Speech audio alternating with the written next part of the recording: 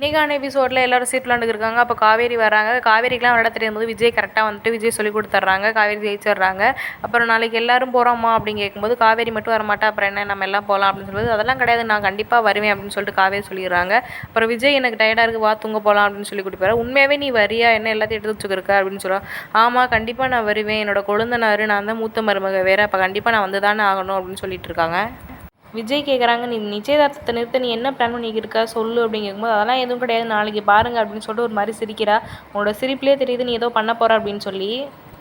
இன்றைக்கி நிச்சயதார்த்த நைட்டில் எவ்வளோ சந்தோஷமாக இருக்கும், இதே மாதிரி தான் நாங்களும் சந்தோஷமாக இருந்தோம் எங்கள் அக்கா கங்கா அக்கா கல்யாணத்துக்கு. அப்போ சொல்கிறாரு, உங்கள் மாமாவோட தானே, இல்லை இன்னொருத்தவங்க கூட நாங்கள் ஃபிக்ஸ் பண்ணியிருந்தோம், எங்கள் அப்பா அப்போ தான் கத்தார்லேருந்து வந்தார், ரொம்ப ஹாப்பியாக இருந்தோம், கல்யாணம் நடக்க போகுது அப்படின்னு சொல்லிட்டு. எங்கள் அப்பா வந்து பசுபதியை பார்த்ததுக்கப்புறம் இந்த சந்தோஷமே போயிடுச்சு. இன்றைக்கி தூங்குறாரு, எங்கள் அப்பா என்கிட்ட என்னவோ சொல்கிறாரு, மறுநாள் எழுந்திரிக்கிறாரு, இறந்து போயிட்டாரு, நிச்சயதார்த்த வீடு கருமாதி வீடாக ஆயிடுச்சு அப்படின்னு சொல்கிறாங்க.